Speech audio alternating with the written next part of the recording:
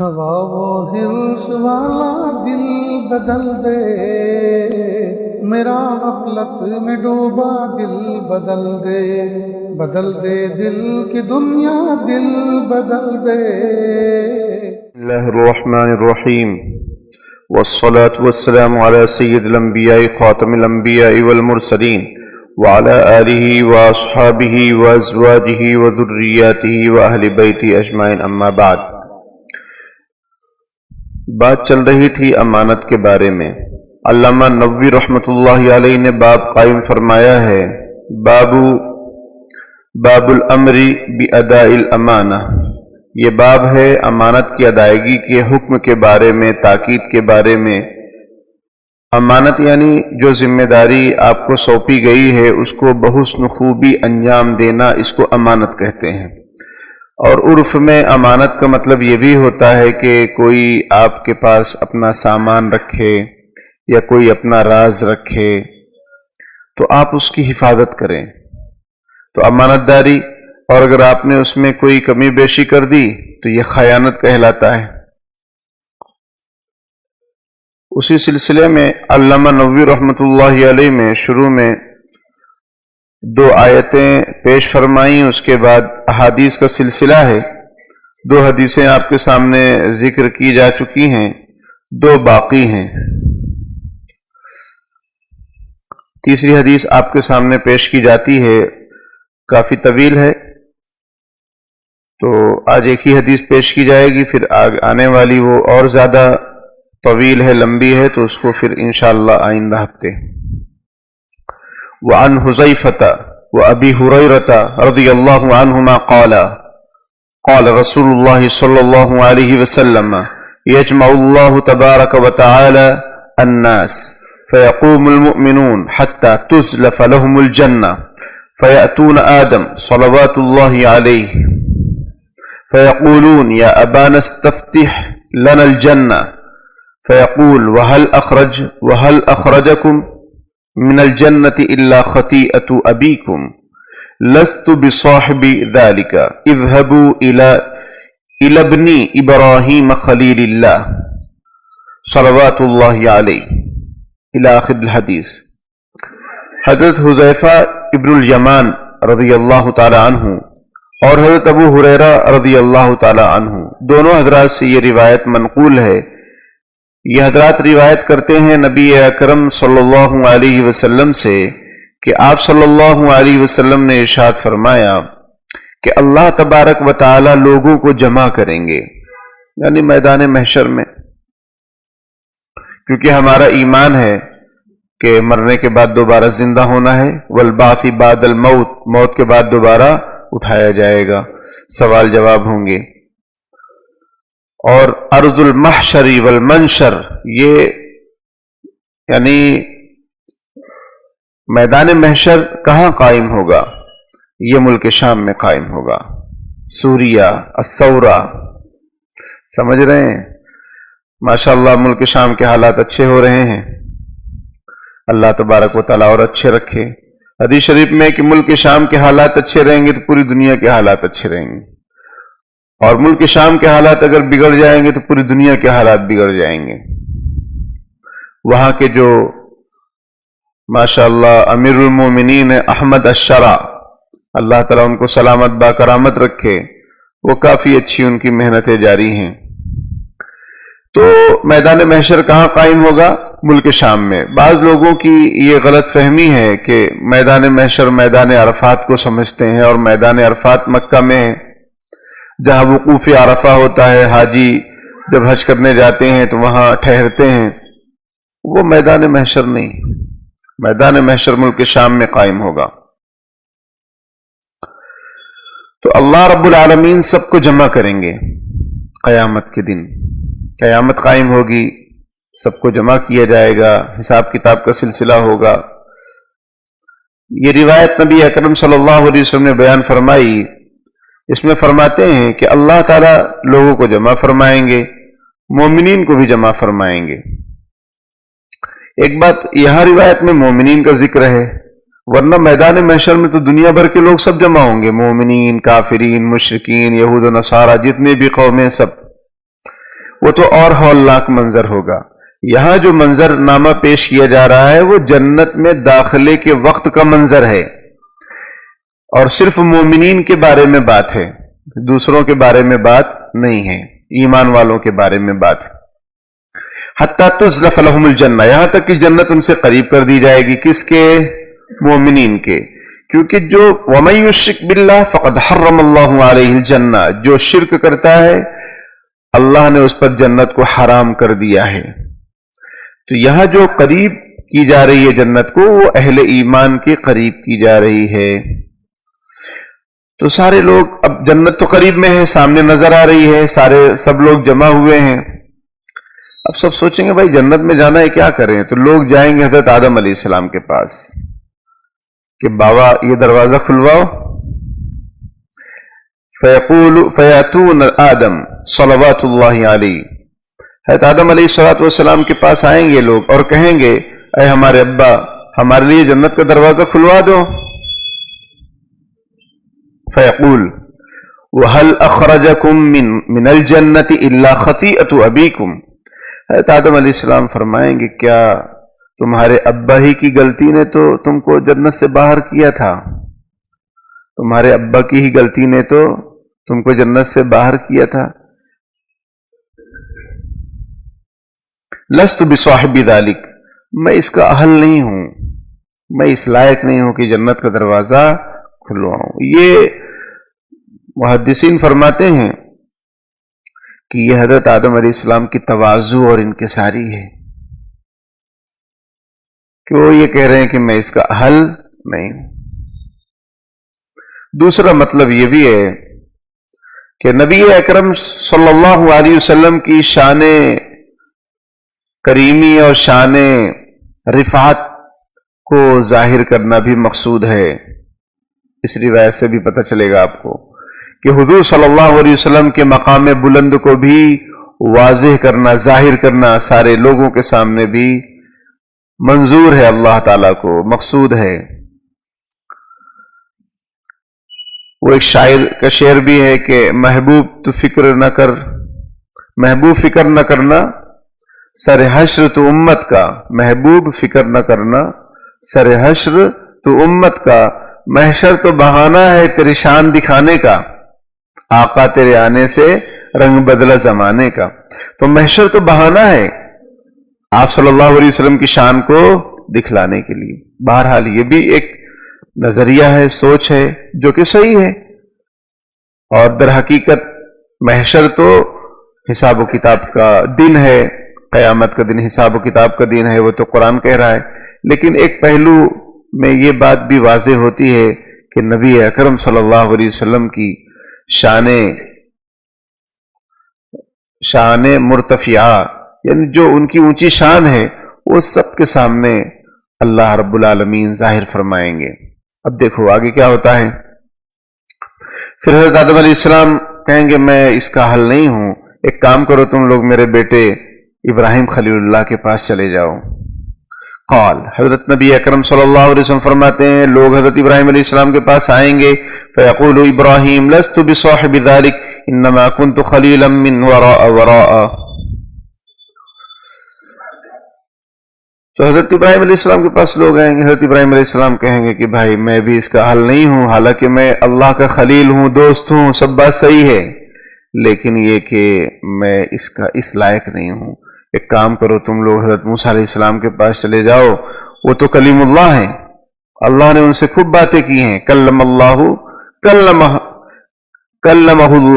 تکلیما، اللہ نے کلم اللہ موسیٰ تکلیما، اللہ نے موسیٰ علیہ السلام سے بات کی اور موسیٰ علیہ السلام نے اللہ سے بات کی، تو وہ کلیم اللہ ہیں، ان کے پاس چلے جاؤ. فیاتون موسیٰ فیقول لست بصاحب ذلک، موسیٰ علیہ السلام کے پاس بھی لوگ آئیں گے کہ جنت کا دروازہ کھلوا دو بھائی، کھڑے کھڑے کب تک. تو حضرت موسیٰ علیہ السلام بھی فرمائیں گے کہ بھائی میں اس لائق نہیں ہوں. یہ سب ان حضرات کی تواضع اور انکساری ہے. سمجھ میں آئی بات؟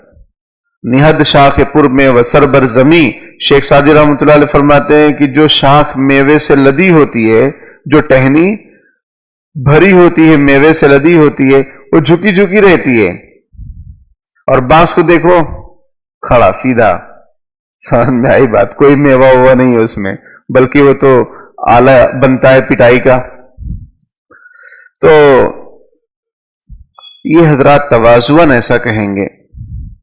پھر حضرت موسیٰ علیہ السلام فرمائیں گے بھائی کام کرو، اذهبوا الى عیسیٰ کلمۃ اللہ وروحہ، کہ تم لوگ عیسیٰ علیہ السلام کے پاس چلے جاؤ، وہ اللہ کی کلمہ ہیں، اللہ کی طرف سے روح ہیں.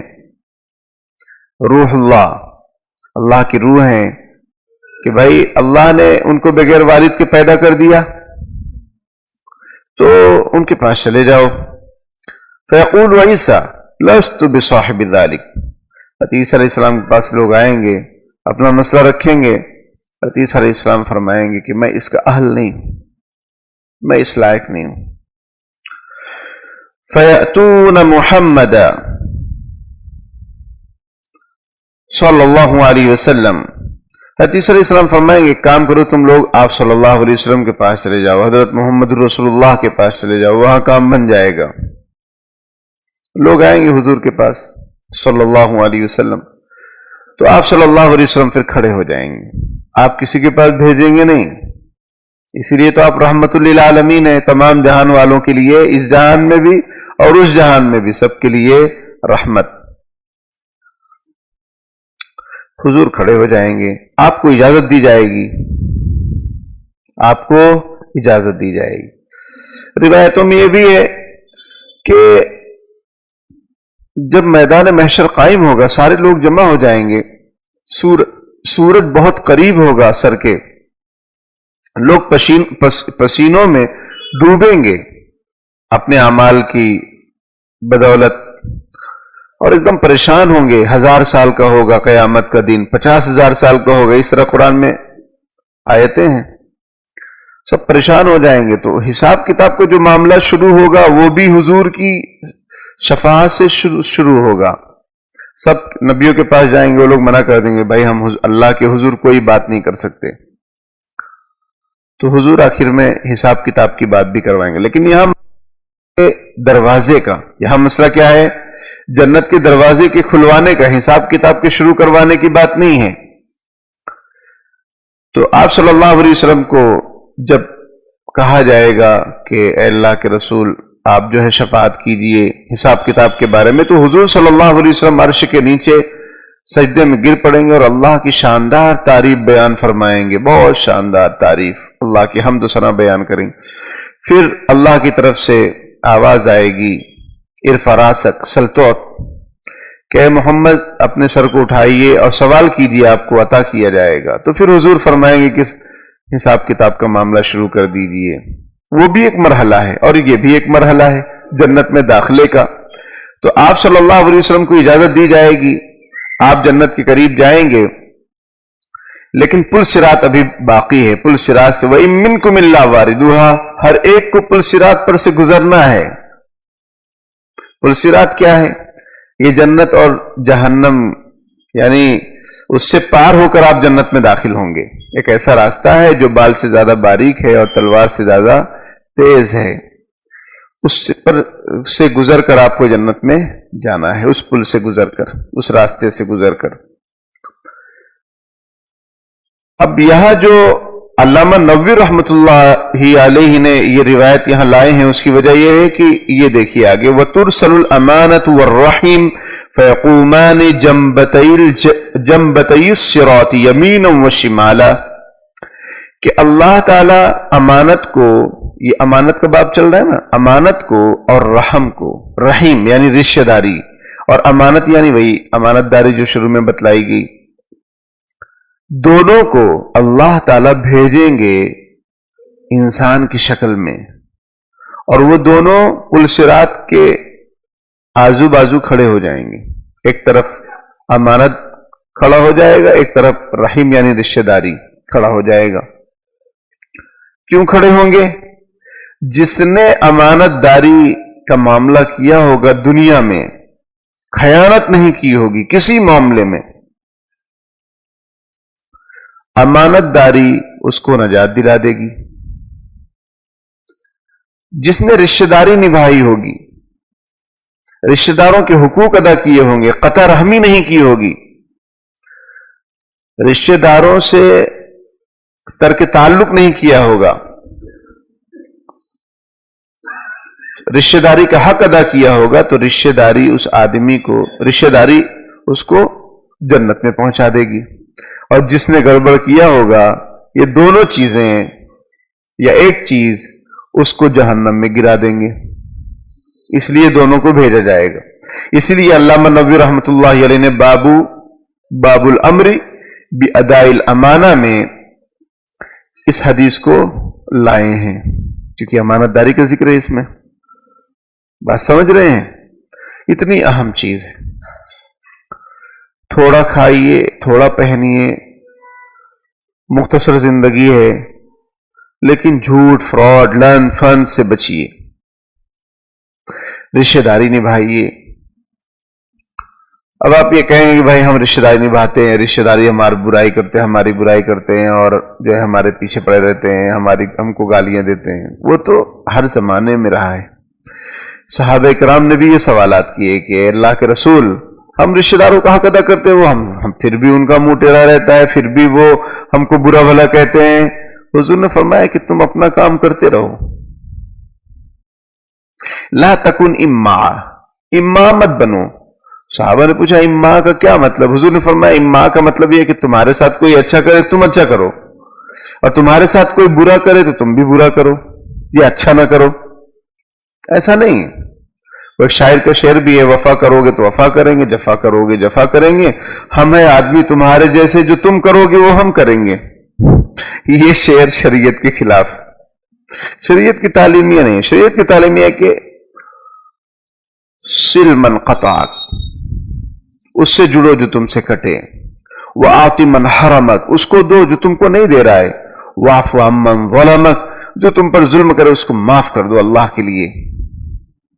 سمجھ میں آئی بات؟ اللہ کے لیے، کیونکہ اللہ کے سامنے ہم کو بھی جانا ہے نا. الا تحبون ان یغفر اللہ لکم، کیا تم نہیں چاہتے کہ اللہ تمہاری مغفرت فرما دے؟ جب چاہتے ہیں کہ اللہ ہم کو معاف فرما دے تو ہم لوگوں کو معاف فرما دیں. تو یہ دونوں چیزیں پل صراط کے آزو بازو کھڑی رہیں گی. یہ تو ہم سب جانتے ہیں کہ پل صراط پر سے گزرنا ہے، لیکن یہ بات حدیث شریف میں ابھی آ رہی ہے نا کہ دو رہیں گے واش مین، جو واش کریں گے مین کو، یا وہ دونوں مین رہیں گے اور واش کریں گے. کون آدمی یہ رشتہ داری نبھایا کہ نہیں نبھایا؟ اس نے امانت داری کا معاملہ کیا کہ نہیں کیا تو آرام سے گزر جاؤ بھائی، ویلکم ویلکم. ورنہ پھر روک لیے جائیں گے. واش مین جانے نہیں دیتا ہے، باڈی گارڈ جانے نہیں دیتا ہے، اور آج کل تو باؤنسر آئے ہیں. سمجھ میں آئی بات؟ ابھی تک کرکٹ میں ہی باؤنسر تھا، اب شادی بیاہ میں بھی، ہالوں میں بھی آپ کو باؤنسر نظر آئیں گے. آدمی ہے کہ پیجامہ ہے سمجھ میں نہیں آتا، یعنی باؤنسر ان کا نام ہے. بہرحال سب فضول خرچی ہے، لوگ باؤنسر رکھتے ہیں. یعنی اب ان کو رکھ کر کیا فائدہ؟ کوئی آپ پر حملہ ہونے والا ہے، آپریشن سندور ابھی ختم نہیں ہوا جو آپ نے باؤنسر رکھ لیا ہے، بس دکھلانے کے لیے. پیسہ ہو چاہے جیسا ہو، اور اس کے بعد پھر خوب اڑاؤ. فاسٹ کمنگ فاسٹ گوئنگ ایک اصول ہے، کیونکہ اللہ تعالیٰ معاف فرمائے ہم سب کو. بعض مرتبہ بعض لوگ ایسے بھی ہوتے ہیں کہ فاسٹ کمنگ یعنی 2 نمبر کا پیسہ ہے، فاسٹ گوئنگ ہے، وہ جلدی جائے گا. اب کیسے جائے گا بھائی؟ ایسے ہی جائے گا. فضول خرچیاں. اس کے ساتھ لوگ فوٹو کھنچواتے ہیں باؤنسر کے ساتھ.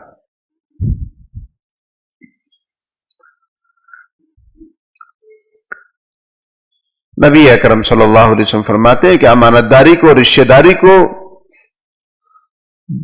پل صراط کے ارد گرد آزو بازو کھڑے کر دیا جائے گا. بیچ میں رستہ ہے، وہ دونوں کھڑے رہیں گے. کیوں کھڑے رہیں گے میں نے بتا دیا. اب کیا ہوگا؟ فَيَمُرُّ أَوَّلُكُمْ كَالْبَرْقِ، بس تم میں سے کچھ لوگ ایسے ہوں گے جو بجلی کی طرف پار ہو جائیں گے پل صراط. قلت بأبي وأمي أي شيء كمر البرق. حضرت ابو ہریرہ رضی اللہ تعالیٰ عنہ فرماتے ہیں، یہ حضرت حذیفہ بن یمان رضی اللہ تعالیٰ عنہ پوچھتے ہیں نبی اکرم صلی اللہ علیہ وسلم سے، کس وجہ سے اور کس طریقے سے وہ لوگ بجلی کی طرح گزر جائیں گے. کیسے گزریں گے؟ سمجھ میں نہیں آ رہی بات. انہوں نے سوال کیا. اب ہمارے زمانے میں تو لائٹ کا سسٹم ہے، ایک سوئچ آن کرو فٹافٹ ساری روشن ہو جاتی ہیں. اس زمانے میں لائٹ تھی نہیں. اب بجلی کی کڑک تھی، وہ دیکھتے تھے کہ بجلی کڑکتی پھر ختم. تو حضور علیہ الصلوۃ والسلام نے فرمایا الم ترو کیف یمر ویرجو فی طرفۃ عین، کیا تم نے کبھی بجلی نہیں دیکھی، بجلی کی کڑک کو نہیں دیکھی کہ وہ کس طریقے سے پلک جھپکنے میں آتی ہے اور آنکھ کھلتے ہی وہ غائب ہو جاتی ہے. ہمارے زمانے میں یہ لائٹ کو اچھی طریقے سے، لائٹ کے ذریعے سے اچھی طرح سے سمجھ سکتے ہیں. ثم کمر الریح، پھر ایسے لوگ آئیں گے جو ہوا کی طرح پار ہو جائیں گے پل صراط. اللہ تعالی ہم سب کا شمار پہلے لوگوں میں کر دے، بس بجلی کی طرح پار ہو جائیں عافیت کے ساتھ، ورنہ عمل تو کچھ ایسے ہے نہیں، بس اللہ اپنے فضل و کرم سے پار لگا دے. آمین. پھر دوسری قسم کے لوگ جو ہوا کی طرح پار ہوں گے پل صراط سے، کیونکہ سب مومن ہے نا. لیکن اب آگے دیکھیے ثم کمر الطیر، پھر پرندوں کی طرح، جیسے پرندے اڑ اڑ کر پہنچ جاتے ہیں ویسے کچھ لوگ رہیں گے، ایسا اڑ کر پہنچ جائیں گے. وشد الرجال، اور کچھ لوگ خوب تیزی کے ساتھ پار ہو جائیں گے. جیسے آدمی دوڑتا ہے تو کیسا تیزی کے ساتھ دوڑتا ہے، اس طریقے سے. تجری بہم اعمالہم، یہ سب جو ہوگا یہ ان کے اعمال کے پاور کے اعتبار سے ہوگا. اعمال میں جتنی طاقت ہوگی اس حساب سے ان کا پل صراط پر گزرنا ہوگا. اس لیے میرے بھائیوں اعمال بہت صحیح کرنے کی ضرورت ہے. عمل سے زندگی بنتی ہے، جنت بھی جہنم بھی. ایک خاکی اپنی فطرت میں نہ نوری ہے نہ ناری ہے، عمل سے زندگی بنتی. وَنَبِيُّكُمْ قَائِمٌ عَلَى الصِّرَاطِ، اور آپ کا نبی جنت میں نہیں چلا جائے گا بلکہ وہ پل صراط کے پاس کھڑا رہے گا اور وہ دعا کرے گا اپنے امتیوں کے لیے، رب سلم سلم، اے اللہ سلامتی کا معاملہ فرما، میری امت کو عافیت کے ساتھ جنت میں پہنچا دے. یہ دعا کر رہے ہوں گے. سمجھائے دعا میں بہت طاقت ہے. دیکھو ہمارے نبی نے ہمیشہ دعا کا اہتمام کیا، چاہے جنگ ہو، چاہے گھر پہ ہوں، کہیں پر بھی ہوں. یہ دیکھو پل صراط کے پاس بھی ہیں تو بھی دعا، غزوہ بدر کا موقع ہے تو بھی خوب دعا کر رہے ہیں، لیکن ہمت، محنت، کوشش، اس کے بعد دعا. ہم لوگ بعض ایسے ہوتے ہیں ایگزام ہونے والا ہے صبح میں، رات میں خوب دعا کر رہے تہجد میں اللہ پاس ہو جائیں، اور پورے سال پڑھے نہیں، سال بھر وہ کتاب پڑھے جو امتحان میں پوچھا نہ جائے. سمجھ میں آئی بات؟ سال بھر وہ کتاب پڑھے جو امتحان میں پوچھا نہ جائے، پھر دعا کر رہے اللہ پاس ہو جائے. وہ اللہ تعالیٰ تو آپ کو پاس کرنا چاہتا ہے، آپ ہی پاس نہیں ہونا چاہتے، محنت کیوں نہیں کیے؟ ایک طالب علم نے اپنے استاد سے ایگزام کے بعد کہا کہ نمبر کا اختیار آپ کے پاس تھا، اگر پاس کر دیتے تو کیا بات تھی. نمبر دینے کا اختیار آپ کے ہاتھ میں تھا، اگر پاس کر دیتے تو کیا بات تھی. تو استاد نے کہا کتابوں کا گٹھر تیرے پاس تھا، اگر یاد کر لیتے تو کیا بات تھی. سمجھ میں آئی بات؟ وہ کتابیں آپ کے پاس تھی. آج کل ٹیوشن کلاسز چلتی ہیں، کسی سر کے پاس جا کے پڑھ لیتے، سمجھ لیتے تو کیا بات تھی. اسی کو علامہ اقبال رحمۃ اللہ علیہ فرماتے ہیں کہ یہ گھڑی محشر کی ہے تو عرصہ محشر میں ہے، پیش کر غافل عمل گر کچھ دفتر میں ہے. یہ گھڑی محشر کی ہے تو عرصہ محشر میں ہے، پیش کر غافل عمل گر کچھ دفتر میں ہے. یعنی نامے عمل میں جو اعمال ہے پیش کرو.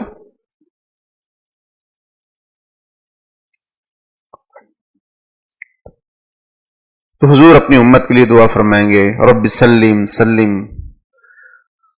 اب میں آپ کو ایک واقعہ سناتا ہوں کہ ایک مرتبہ ہم جماعت میں گئے، امیر صاحب کا نام بھی یاد ہے لیکن یہ کہ نام نہیں ذکر کرتے.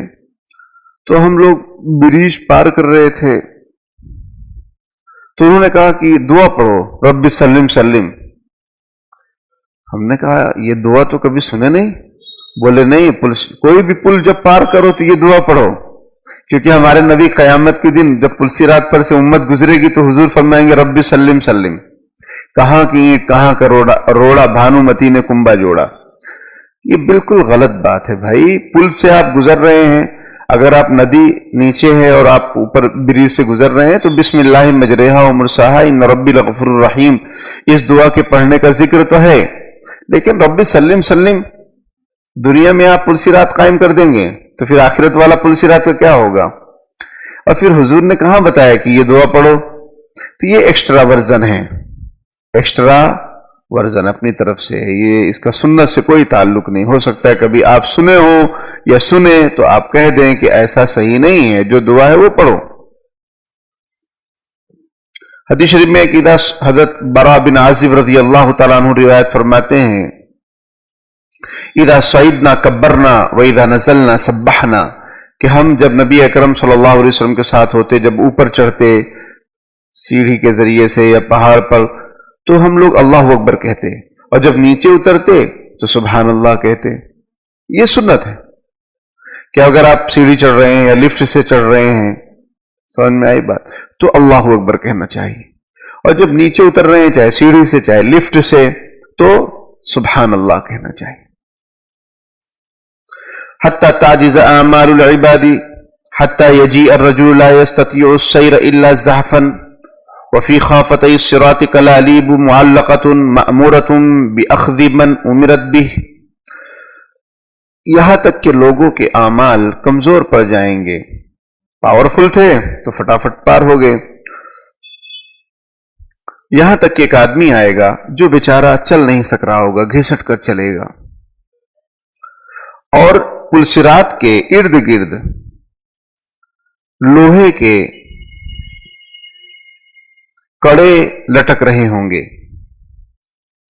پلسرات کے ارد گرد لوہے کے کڑے ایسے جیسے رہتے ہیں نا، اس طرح سے ڈیزائن بنی ہوئی رہتی ہے، جس میں جو ابھی آپ نے دیکھا ہوگا کہ وہ JCB وغیرہ میں بھی کڑا رہتا ہے، وہ جو ہے ٹرک کی ٹرالی اٹھا لیتا ہے اور بہت بھاری بھاری سامان اٹھا لیتے ہیں، وہ کڑا اس طریقے سے جو رہتا ہے بنا ہوا، تو ایسے پلسرات کے ارد گرد بھی ہوں گے۔ وہ کیوں ہوں گے؟ جن کے بارے میں حکم ہوگا ان کو پکڑ لو اور جہنم میں گرا دو، ان کو پکڑ لیا جائے گا اور جہنم میں گرا دیا جائے گا۔ بعض لوگ ایسے ہوں گے کہ جن کو ہلکا پکڑا جائے گا، یعنی وہ زخمی ہو جائیں گے اور پھر وہ فمخدوش ناجن، نجات پا جائیں گے، گھسٹ گھسٹ کر جنت میں پہنچ جائیں گے۔ اور بعض لوگ ایسے ہوں گے جو جکڑ اٹھیں گے اور ان کو جہنم میں گرا دیا جائے گا۔ حضرت حکیم الامت مولانا اشرف علی تھانوی رحمۃ اللہ علیہ فرماتے ہیں کہ اے اللہ، ہم کو جنت کے کسی کونے میں ہی جگہ دے دیجیے گا، وہ اس لیے نہیں کہ ہم جنت کے حقدار ہیں، اس لیے نہیں کہ ہم جنت کے حقدار ہیں، وہ اس لیے کہ جہنم کی آگ برداشت کرنے کی طاقت نہیں ہے۔ سمجھ میں آئی بات؟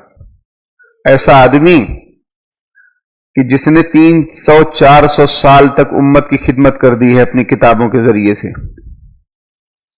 ایسا آدمی کہہ رہا ہے، دعا مانگ رہا ہے، جن کا لقب ہے حکیم الامت مجدد الملت، سمجھ رہے ہیں؟ تقریباً 1000 یا 1500 انہوں نے کتابیں لکھی ہیں۔ تو میرے بھائیوں، ہم سب کو بھی جہنم سے پناہ مانگتے رہنا چاہیے۔ اس لیے حدیث شریف میں ہے کہ جو صبح شام 7 مرتبہ اللہم اجرنی من النار پڑھے گا، صبح میں پڑھ لے دن میں انتقال ہو جائے گا، جہنم سے بچ جائے گا، شام میں پڑھ لے رات میں انتقال ہو جائے گا، جہنم سے بچ جائے گا۔ اللہم اجرنی من النار، اور پلورل بنا لو، بہو وچن بنا لو اس کو، سیگے کو، جملے کو، اللہم اجرنا من النار، یعنی اللہ ہم سب کو، سارے مسلمانوں کو جہنم سے بچا لیجیے۔ سب کے لیے دعا کر لو،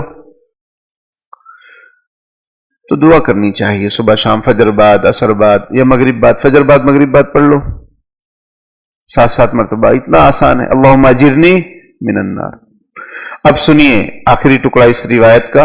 حضرت ابو ہریرہ رضی اللہ عنہ فرماتے ہیں والذی نفس ابی ہریرہ بیدہ ان قعر جہنم ل70 خریفا، کہ اس ذات کی قسم جس کے قبضے میں ابو ہریرہ کی جان ہے، بے شک جہنم کی جو گہرائی ہے وہ 1000 سال کی مسافت کے برابر ہے۔ 1000 سال تک کوئی چلتا رہے 1000 سال تک لسبعون خریفہ، نہیں 70 سال تک، 1000 سال نہیں، ان قار جہنم لسبعون، 70 یعنی 70، خریفہ یعنی سال، 70 سال تک کوئی چلتا رہے چلتا رہے چلتا رہے چلتا رہے تو جہاں تک پہنچے گا وہ اتنی گہرائی ہے جہنم کی۔ اللہ تعالی ہم سب کی پوری امت مسلمہ کی جہنم سے حفاظت فرمائے، آمین۔ وآخر دعوانا الحمدللہ رب العالمین۔ کوئی سوال ہو تو پوچھ سکتے ہیں۔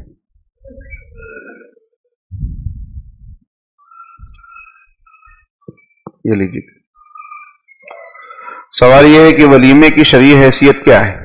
اس کا جواب یہ ہے کہ ولیمہ کرنا سنت ہے، اگر استطاعت ہے تو آدمی شادی کر رہا ہے تو شادی کے بعد ولیمہ کر لے، نکاح کے بعد، شب زفاف کے بعد، یہ سنت ہے۔ حضرت نبی اکرم صلی اللہ علیہ وسلم نے حضرت سلمان فارسی رضی اللہ تعالیٰ عنہ کو دیکھا، صحابی کا نام ذہن سے نکل گیا، حضرت عبد الرحمن بن عوف رضی اللہ تعالیٰ عنہ کو دیکھا کہ ان کے کپڑے پر کچھ خوشبو کا نشان ہے، فرمایا کہ حضرت عبد الرحمن یہ کیا ہے؟ کہنے لگے میں نے شادی کر لی۔ تو دیکھو شادی کر لی حضور کو معلوم نہیں، اتنی سادگی تھی۔ اور آج کل شادی ہو رہی، پورا شہر، اتنے رشتہ دار، ارے بھائی سادگی سے کر لو، رشتہ داری کے حقوق پورے سال ادا کرو اور سادگی سے کر لو شادی۔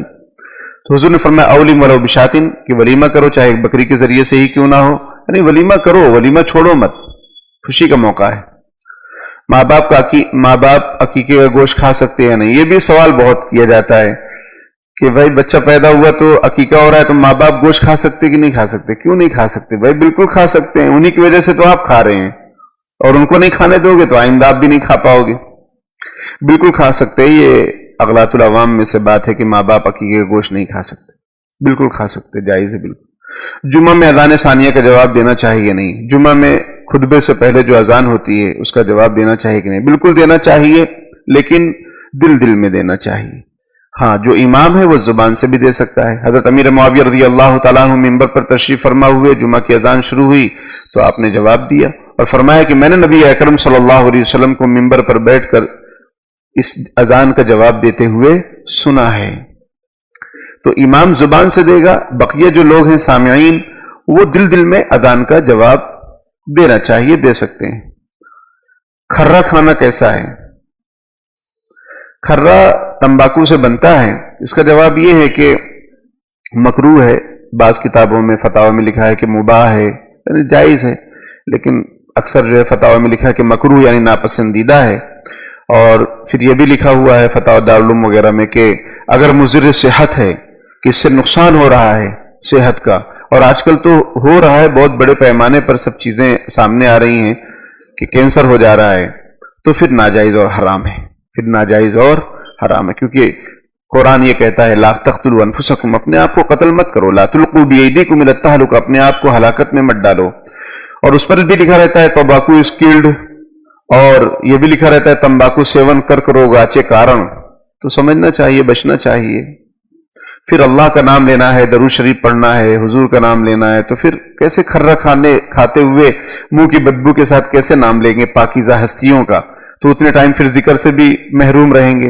حضرت حکیم اختر رحمۃ اللہ علیہ بھی کہتے ہیں کہ میں بھی کھینی ونی کھاتا تھا، لیکن پھر خیال ہوا کہ اللہ کا نام بھی نہیں لے پا رہے ہیں، تو ہم نے چھوڑ دیا۔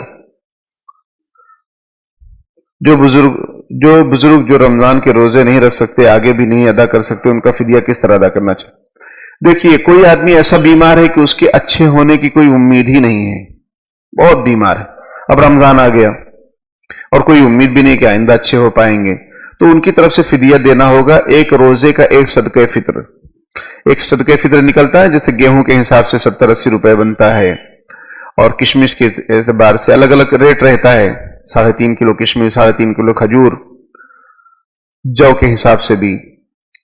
تو عام طور پر گیہوں کا جو سامنے رہتا ہے آسان رہتا ہے، وہ 70-80 روپے بنتا ہے کچھ ایک آدمی کا صدقہ فطر، تو 30 روزوں کا 30 صدقہ فطر ادا کرنا ہوگا، کسی غریب کو جو زکوٰۃ کا مستحق ہو، مسلمان ہو، اس کو دے دینا چاہیے، وہ بزرگ کی طرف سے، وہ بیمار کی طرف سے۔ لیکن اگر یہ بیمار آئندہ چل کے اچھا ہو گیا تو وہ جو فدیہ دیے ہیں وہ صدقہ ہو جائے گا، اور پھر سے ان کو روزوں کی قضا کرنی پڑے گی۔ بعض لوگ یہ سمجھتے ہیں کہ روزہ نہیں رکھ پا رہے ہیں تو فدیہ دے دیں گے. بالکل غلط بات ہے، غلط فہمی ہے. نہیں، اگر ہٹے کٹے کسی وجہ سے روزہ نہیں رکھ سکے فمن کان منکم مریضا او علی سفر فعدۃ من ایام اخر، تم میں سے کوئی بیمار ہو گیا یا سفر پہ چلا گیا، روزہ چھوٹ گیا تو بعد میں اس کی قضا کر لی. یہ قرآن کہتا ہے. جو صحت مند ہے ان کی طرف سے فدیہ جائز نہیں ہے.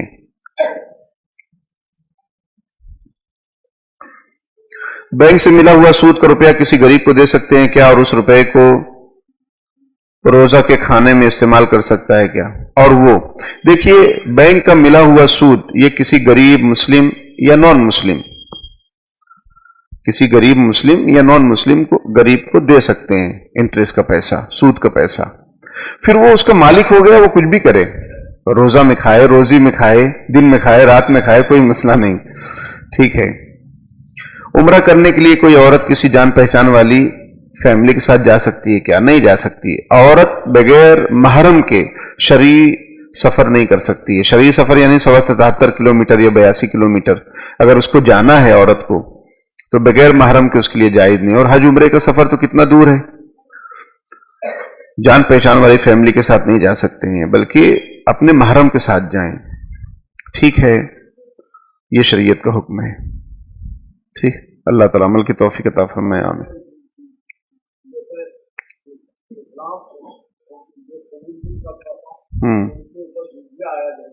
جی.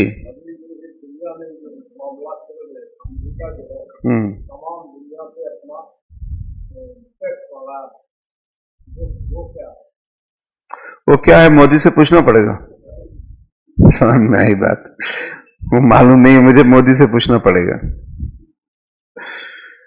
اللہ تعالیٰ حفاظت فرمائے ظلم و ستم سے، ظالمین سے. وہ سب گورنمنٹ کی پالیسی رہتی ہیں، آپس میں ایک دوسرے کے ساتھ ان کے ایک جو ہے قرار رہتے ہیں، معاہدے رہتے ہیں، ایگریمنٹ رہتے ہیں، ایک دوسرے سے فائدہ اٹھاتے ہیں، چیزوں کو لیتے ہیں، دیتے ہیں.